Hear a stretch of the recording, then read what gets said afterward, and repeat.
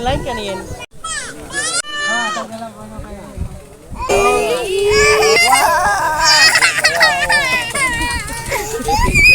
Ano na ako no ya? Ano no? He gives us hope when hope is gone. He gives us strength when we can't go on. He gives us shelter in the storms of life.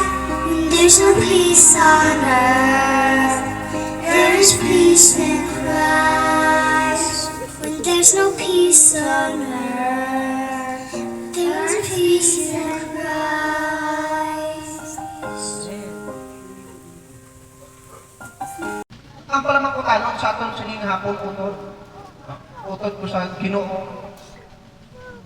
Katiyaan, pamilyahanan, sa mga nagtalalangkong subong.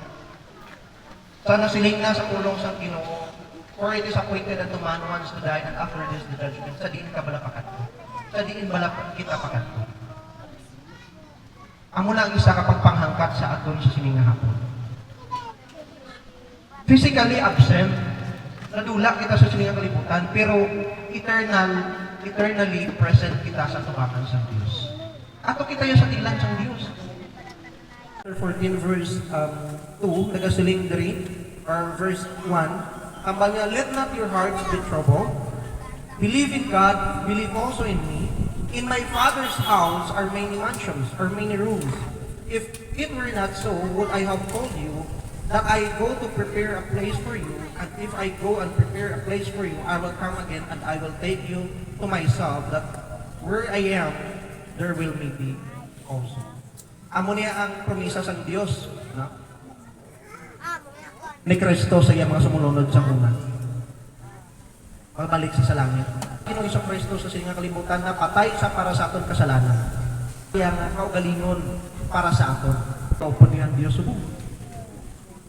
Si Lola naging malipayon tungod nakita niya nga ari kita subong.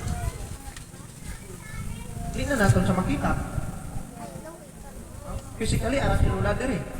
Pero spiritually ato sa tubangan sa Diyos. Masubo para sa ato. Pero ang kamatuoran, naging malipayon si Lola sa tubangan sa Diyos.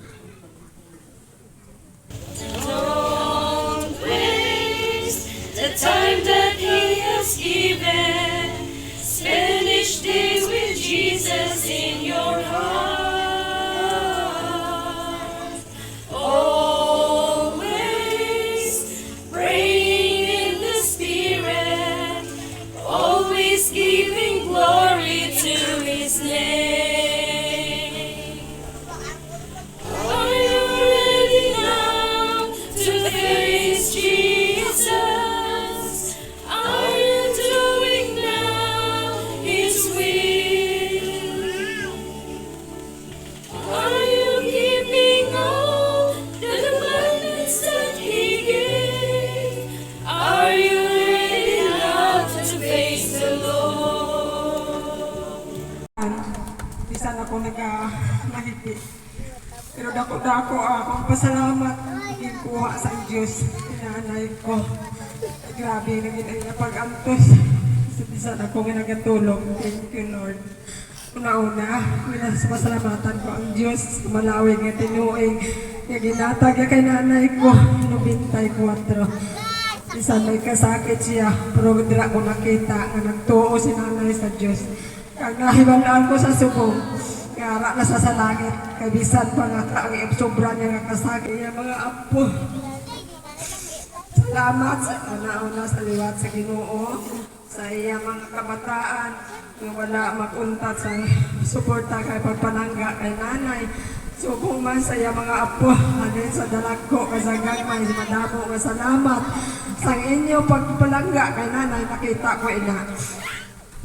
At subong man sa tagsa ka mga tawo kadiri sa Isla Higante, alin sa Purok 1 at sa Purok 6 nakita ko kagabi. Salamat gid sa inyo tanan pagpalangga nyo kay nanay ko. Salamat kag subong man sa kay kapitan. Subong man sa tanan ng mga kagawad nga nagpalangga kay nanay sa inyo tanan. Madamo-damo gid nga salamat. Makapahuway na man si nanay ko sa iya unod-unod nga kasakit. Pero subong ato na siya sa langit. Madamo nga salamat sa inyo tanan. Ako nakapahuway sa tulog sa kay nanay ko. Kaya nagaan ko sa iya unod. Pero subong pinakalipay ko nga ato na sa Diyos. Amen.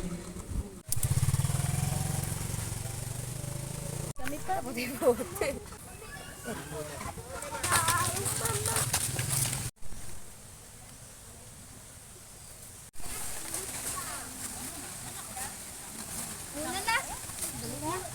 Alam natin gula. No, ay. Ano, iyan ka pa.